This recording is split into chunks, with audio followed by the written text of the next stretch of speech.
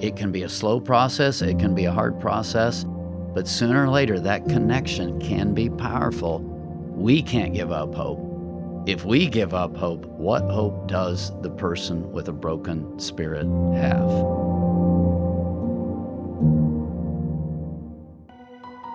Thank you for joining us for Effective Heart Change, the podcast that will discuss how to apply faith principles to real-life situations.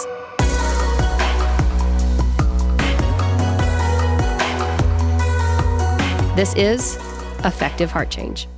Well, it is good to be here with Effective Heart Change. Welcome, Dale. Thanks. I look forward to it, honestly. It's been a good experience to get back together with you and a little different format, but some of my best memories of exchanges, and you've had a very good influence on me, so thank you. Well, thank you. I enjoy. I mean, you're not afraid to mix it up with me, and that's one of the most powerful things. I like people to challenge me. It's not like I have this set of ideas and you are going to hear me out. It's like, let's talk about these things. Well, you got plenty of ideas to talk about. I do have ideas to talk about. In the last segment, we talked about step by step and spiritual foundation, and the key to most of those steps is the receiving process. If the receiving process isn't working, I'm not going to thrive. I'm not going to get where I need to go. And so then I began asking myself, what blocks receiving? And then I came across this verse, and it's Proverbs 18:14, and it says, "The spirit of a man will sustain him in sickness, but who can bear a broken spirit?" And that verse just captured me. It captured my thinking. And from there, I began thinking about receiving. Wow, a person who has a broken spirit, they can no longer receive. They can't drink in. So how would you minister to a broken spirit?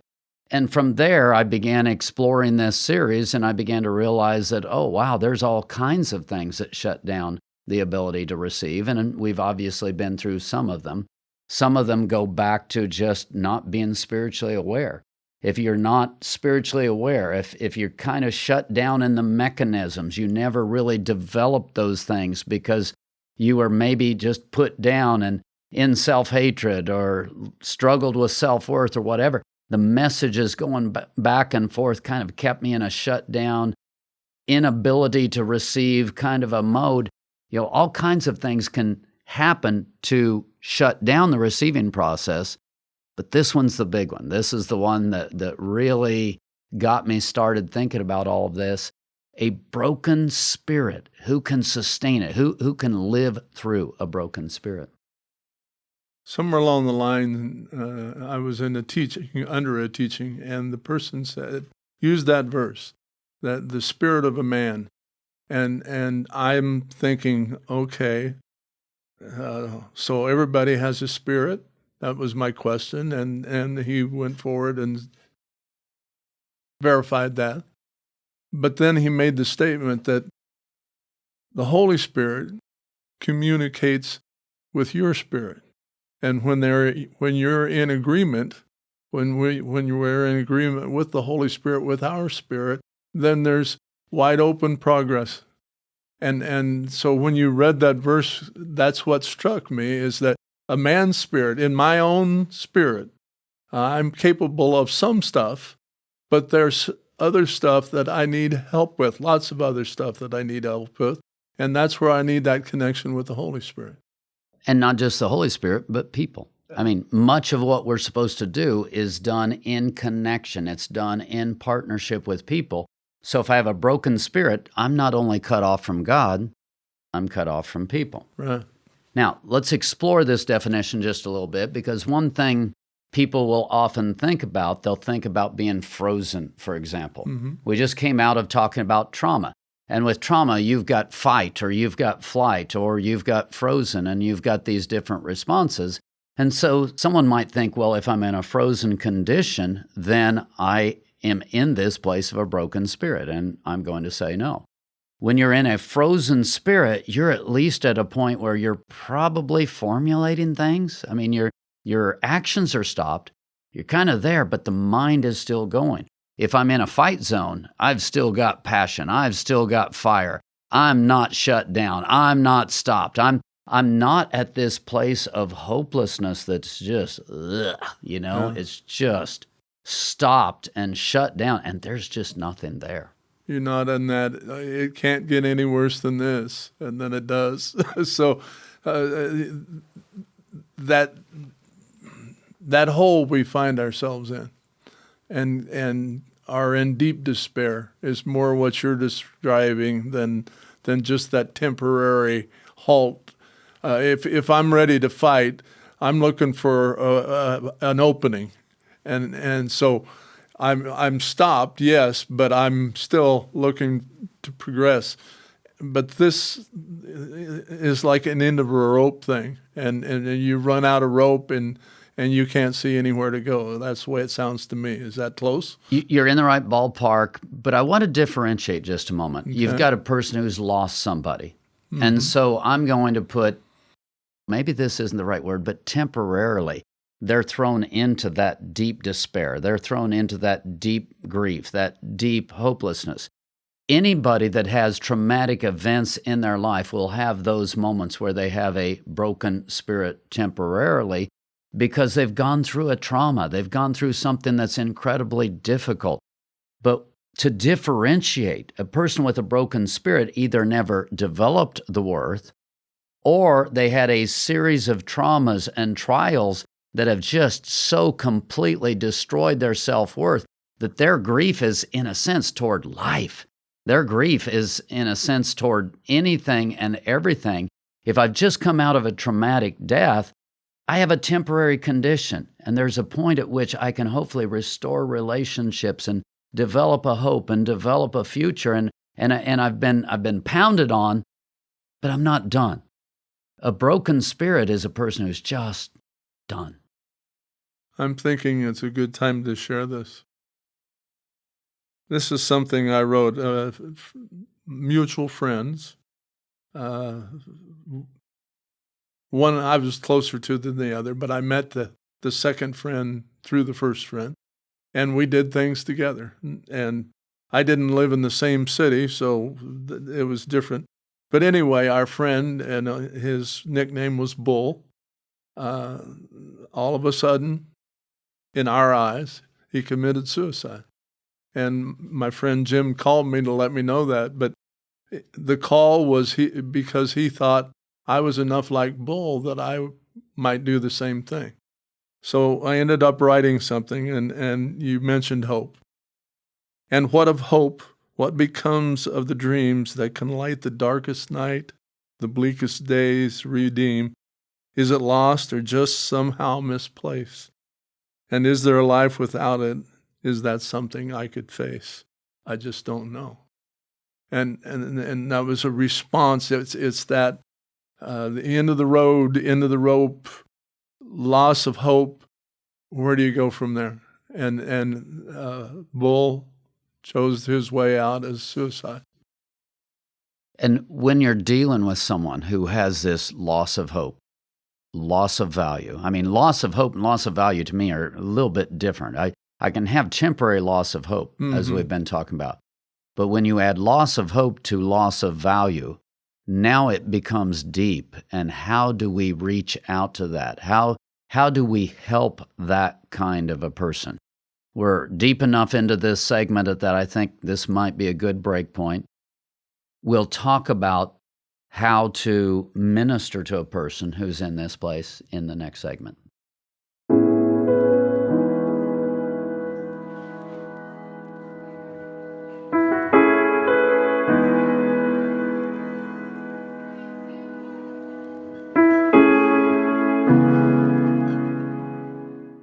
We're back with Effective Heart Change, talking about kind of a heavy topic today. You brought up a friend that had committed suicide, and broken spirit. That can lead to this kind of a thing because it's such a loss of hope in combination with a struggle with self-worth.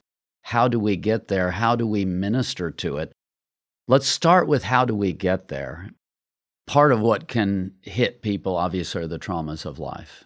But even before that, and we've talked about that during this series, even before that, as babies, some of the sick experiments that were done in the World War II era, where you literally don't touch them. You just give them physical nurture, and the babies just died. Because without the human touch, without the human interaction, they didn't develop that sense of worth. And so you've got this extreme loss of hope in combination with loss of worth, and that's where you really get a broken spirit. You can have tragedies that happen to a person, and you can have temporary stuff. And we talked about that last time. The solution to much of the trauma is actually what I called spiritual soaking. And I'm going to use that same term right here. If you want to reach into the life of a person, if you jump in and you're too fast, too hard, same thing with a grief person who's lost someone that is very near and dear to them, usually the worst thing you can do is come in just sputtering hope and promises and life's going to get better and I know what you've felt and, all of the different stuff that people say that's kind of like, would you just stop? Yeah, that was one of the things you said. I know just how you feel. How many times have you heard that? And I know from my own experience, my thought is, no, you don't have any idea. Just that reminder, I think, is valuable to point out because we do speak, shoot first and ask question later, the kind of idea. And in doing that, we're not doing anybody any good. That person with a broken spirit, they don't believe. They don't believe they can accomplish. So if you bring hope, with hope is expectations, so they're not feeling hope. They're feeling the expectations. They're feeling their own brokenness. They're feeling their own incapacity. So you coming in with your positivity and your encouragement, all of that, it actually is a negative that drives them deeper into the hole. Last time I used the term spiritually soaking, literally being able to show up, and in deep grief this works, or it also works with a broken spirit, just to be able to show up with literally no expectations. Presence. Just show up, be present. Yeah. And it might be bring them a meal, and they're like, well, I don't feel like eating or whatever. Okay, but you show up, you come, you're present, no expectations, you're there, you're loving on them, you're walking it through one step at a time. There has to be some degree of spiritual soaking, and you also have to realize that much of what you bring is it's like a rock. It's just water falling down on that rock, and it's just going to run off. And you can't get angry about that. You can't get disappointed about that. You've got to understand the only thing that's going to help this person is that gentle soaking over a period of time. That's what'll start waking up that broken spirit. What do you say about a touch? Touch can go either way. That's what I was thinking. But there are people that, and I suppose relationship has a lot to do with that. If someone you know, that may be very meaningful. If it's someone you don't know, that it's probably going to make it worse. Think about touch for a moment and all the different meanings of touch, especially if the broken spirit has come out of abuse and sexual abuse and et cetera, and they're used to violent touch, et cetera. Touch is like totally counterproductive at that point. There are other people who were never touched. They were never, that kind of interaction wasn't a part of their life, and they're starving for it. And so the right kind of touch actually can be very helpful. So there's not an answer to that question. It's every situation is individual, and hopefully you're in contact with God and you're sensing the Holy Spirit and being guided, because there isn't an answer to that question. But the main thing that I would say is you're able to come. This is probably a person who either lacked nurture at a high degree, or there was some level of trauma imposed over an extended period of time. And both of those things are like totally opposite in terms of how I respond to the person. I guess there's a title of a song comes to mind, Fools Rush In. And we need not do that. Don't be the fool and rush in. Go in slow go and tenderly, and with open ears more than anything else, and an open heart, obviously. But we tend to push our own agenda the way we think they ought to handle it, and they need to come to the conclusion, not us. One of the things that creates this broken spirit is successive traumas. So a person goes through that, they go through different things. And it's almost like then they develop this attitude towards life, and then I'm going to translate it to the next level. They develop this attitude towards God, and it's like, well, God must hate me. Life must hate me. And in another segment, we're going to talk about turning it inward and some of those kinds of things. But all of these are different things that can create this broken spirit where life is hopeless. I can't get any better. And the biggest thing you can do is, as you said, presence. You show up and then you work it out from there. I can think of one specific instance, now that you've brought it up, where literally I don't even remember doing it, but I hug people, Yeah. I mean, it's forbidden, et cetera. But I hugged someone, and that person to this day, just over and over again, that hug just, on the Big one deal. hand, it was unsettling. It messed with his world. It kind of, everything was thrown into a fit. But on the other hand, it triggered something in a positive way because he just hadn't known positive touch. So that goes back to what you're saying. Yeah, sometimes just being there, sometimes maybe a touch on a safe place with a prayer, just silence and being there, offering sustenance. There's a lot of different things, but we've got to reach into the heart of that person if we're going to make a difference with someone who struggles with a broken spirit. It's all about them at that point, at the entry point. You really have to see them and hopefully start valuing them right there. Yeah. Well, let's take a break, and we will continue after these questions.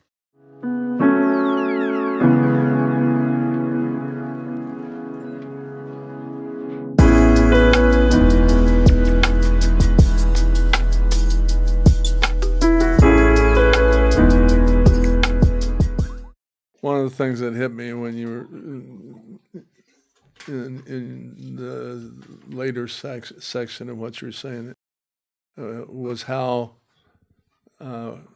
we get these expectations and we build on them.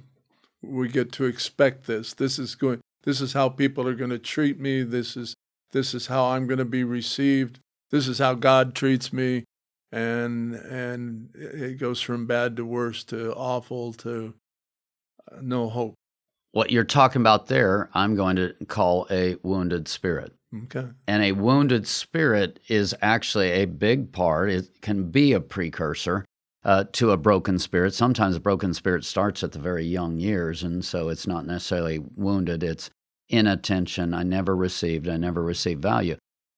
But if you've got that whole idea of a wounded spirit to where, you've just been pounded over and over and over again, at some point that becomes a life message. I grow up in that environment, and the life message of murder, the life message of rape is you are of no worth. Me, my goals, our goals, they're far more important than you are as a human being. So I'm going to run over you. I'm going to destroy you because you have no worth. Violence and, as I said, rape, etc. These things destroy the worth of the individual, and a broken spirit is very much tied to people who struggle with worth. In the process of this violence is part of, if I'm the perpetrator, I'm trying to steal or take away what I'm lacking, kind of idea. If I have a place of that's empty, and my self-worth is a little bit of nothing, is my violence an attempt to steal from someone else, or is it a projection? What? I would actually agree with that. I think most of the time when you see violence, it is, I think, worth, self-worth, purpose, meaning. These are words that are the deepest part of our essence. And many times, yes, that's exactly what's going on. And we'll actually explore that to a greater degree in the next program when I'm talking about shutdown. So I'll kind of set that one aside. I want to actually come back to what I talked about, which was rape. And sexuality is one of the ways that we try to feel worthwhile. Sex sets off levels of hormones inside of you to where there's a feeling of connection, there's a feeling of power, there's a feeling of pleasure. If you think about the hormonal things that are going on, well, then you get into where one person is exploiting another person, very similar to what you just said, for the sake of power, and they don't realize it, but for the sake of worth. You cannot steal the worth of another person in that way and feel worthwhile over a longer term period. It just doesn't work that way. Comes back to haunt you. Oh, absolutely. It comes back to haunt you. So what has happened in our culture, we've had less and less people being nurtured in this worth area, more and more broken families, significant individuals who should be pouring value into people aren't there, which again takes away self-control, makes people who are struggling with this worth area, I want to do something to immediately feel strong, to immediately feel something inside of me, and perverse sexuality is the outcome of that. It's an outcome. It's an attempt for me to feel valuable. It's an attempt for me to feel worthwhile. And then let me up the ante once more. Then, in perverse sexuality, what happens? It gets intertwined with violence. It gets intertwined with pain. And it's kind of like, a logical person on the outside would look at that and go, excuse me? Do you understand how sick that is? Do you understand how foolish that is? Do you understand how destructive that is? And yet in the pornography world and in the, frankly, somewhat accepted zone of life today, we defend that as being a normal, proper lifestyle. I'm thinking internet right now, and how these feelings aren't new feelings. I mean, sexuality is it's always been an issue, good, bad, indifferent. But with the internet, I think it's poured gasoline on the fire, and you're able to access sexuality, at least visually, which is enough to drive. Well, it's a problem. It's a big problem, and people getting on the internet and then in quote real life acting out some of the issues that they are fanning and feeding by viewing things and even connections, texting back and forth to someone you've never met, and so I think that's just exacerbated the whole issue and made it a problem that's gigantic. Well, the risk-taking, the living on the edge, the adrenaline junkies, all of that sort of stuff, it's an attempt for me to feel powerful, for me to feel meaningful. So I go there, and then when I see the destruction that I'm creating, or if I'm on the other end and I'm being victimized by that, now tell me life doesn't become even more hopeless. Tell me I don't end up in an even more broken state. And so we have this thing, and it's just compounding in our society at an incredible level. We start with a wounded spirit, which leaves us with a level of utter hopelessness. And then we lash out and we jump into these other behaviors which give us a temporary fix. It really is equivalent to drug addiction. It gives you a temporary fix, and then I need more and more, and I need to push it farther and farther.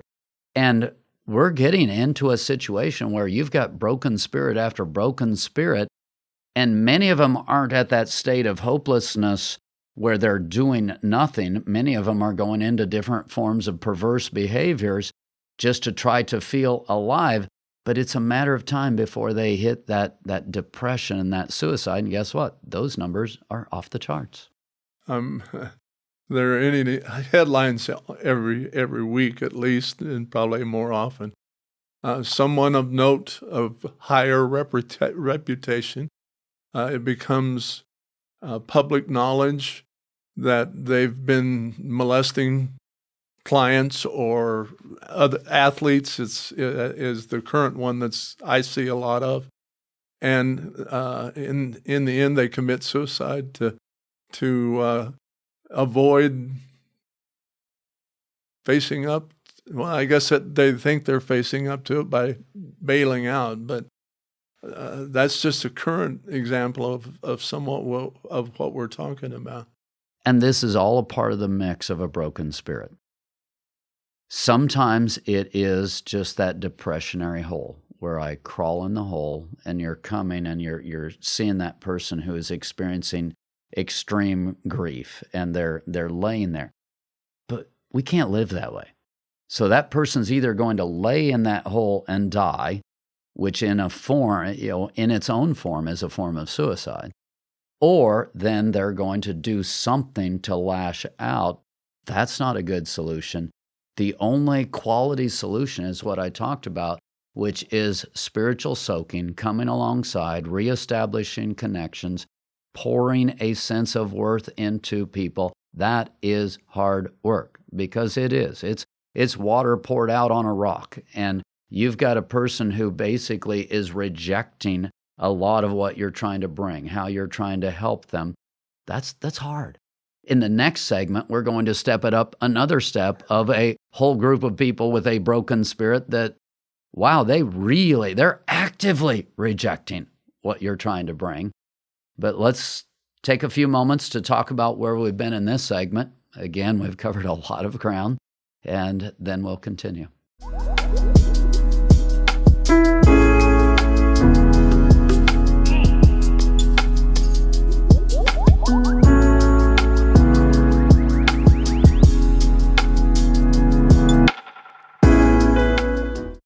I just want to read. We've got notes that I'm working off from, and I did this in written form before we did the video form. So I want to read this. A final kind of broken spirit is the person who has made himself the enemy, or decided that he is damaged goods and therefore cannot carry out any positive purpose in life. Simple language, self-hatred. There are people who, I talked about earlier, in case of trauma, they almost make God the enemy, or they make life the enemy, and something out there is victimizing me. And because something out there is victimizing me, then I have no hope. And so that's one kind of a person with a broken spirit that you're coming alongside and you're trying to say, no, God is not like that, and not all people are like that. And so you're working with that. But I think it's even harder when a person makes themselves the enemy. I am damaged goods. I am hopeless. There is nothing I can do.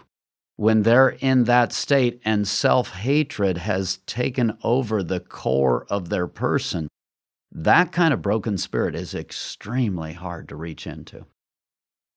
Another expression comes to mind. The last chapter of What's the Use?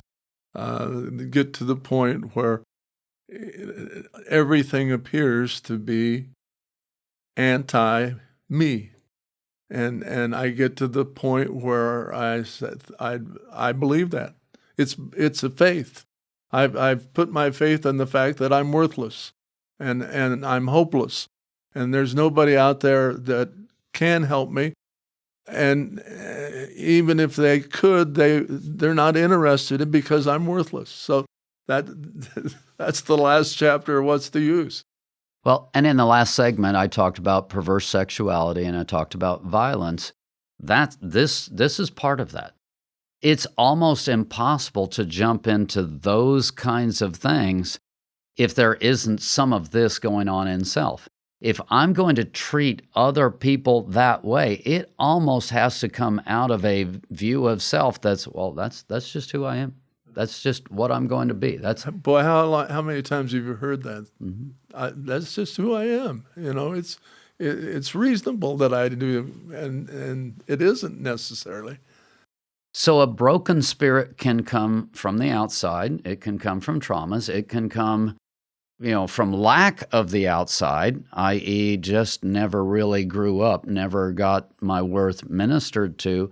But at some point, we have the power. We have the power to decide these things. And when I start creating those judgments of self about me, then I've got this filter going on, and that's one of the topics that we talked about in receiving. We talked about a good eye or a bad eye. In this case, it's definitely a bad eye, where life is being seen from this perspective. How do you get that person to cooperate with you, to begin to speak different things, to begin to hear different things, to see different things? Because that's what's going on.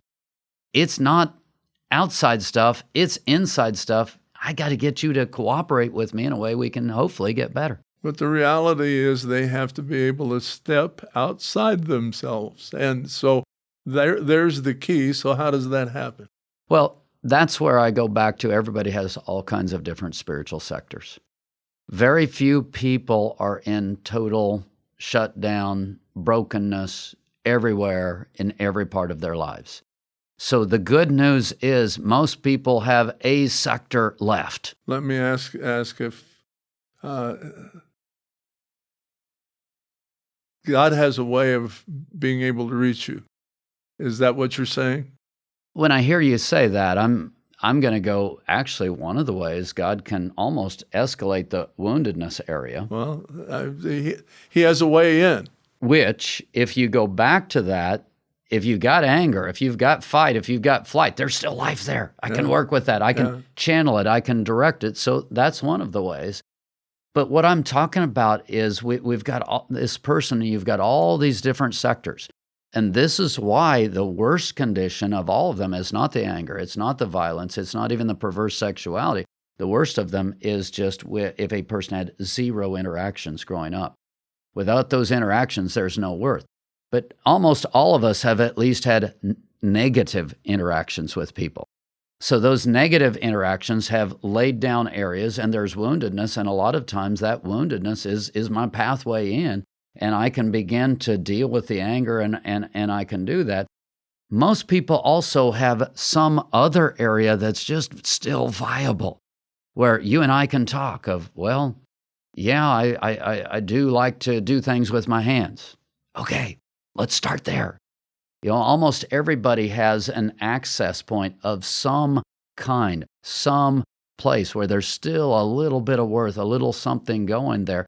And that's the connection point, and we start at that particular place. I guess my basic question was, is there a point and a time God gives up on you? I'm going to say no in terms of God. Well, I think that's important, because I think that is the answer. The answer lies in that connection, your spirit with the Holy Spirit, and there are verses in the Bible that make you could give you the idea that God just, that's it. But I don't believe that. That's not the God that as I understand. I work with broken people, and in some cases, extremely broken people. And I just, as an attitude, as a ministry objective, I refuse to give up. Now, here's what I've also learned. I've learned that my ability to impact you is no greater than the authority that you give me, the authority to speak into your life. So I know that at any given point, I may or may not be able to help you. And I've gotten to where I'm okay with that, but part of how I've gotten there is I see people come back around. Mm-hmm. So I sow whatever life I can in today. I connect in whatever way I can today. I work with what I'm given that opportunity today. And if people harden their heart, they harden their heart. If they walk away, they walk away. I know that I'm powerless at certain points of view, but I don't give up hope because I've seen too many of them come back around on a later point. You come in peace. You offer what you have. You're not cramming it down. You come because you're interested in them, and you're interested in giving what you can give to improve the situation. And whatever the result of that, you can walk away from that with the sense of, okay, I did what I could do, and then you wait to see what happens. One of the principles that governs my life, I believe that heart change comes through heart choice. I cannot impose life onto you or into you. So I come with my hands out, offering something. That's it. And at some point, if you're not willing, we're talking this segment about the person who's got that self-hatred point of view. I can offer it, nope, pushed away. I can offer it, pushed away. I can offer it, pushed away. Sometimes the third time, the fourth time, the 15th time, the 72nd time, the person is finally willing to receive it. Those are the different sectors that I talk about. You have all of these different dynamics about your person, and at some point you're finally willing. Maybe this little sector was finally willing to embrace, connect, and receive. That starts the process. And it can be a slow process, it can be a hard process, but sooner or later that connection can be powerful. We can't give up hope. If we give up hope, what hope does the person with a broken spirit have? That's an incredible statement for you to think about. As you learn these principles and you apply them and you speak them and act them out in a way that touches people's lives, you can have a powerful impact on people. I hope you'll continue to join us and gather more tools and hopefully gather hope and a fire within you to touch lives for Jesus Christ.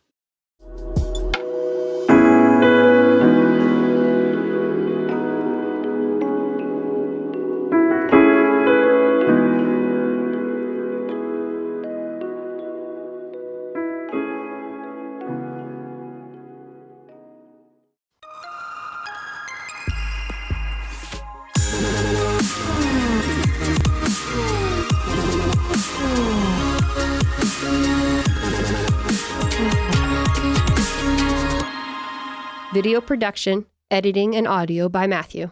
Set design and setup by Ashley. Content recorded live at Studio 104.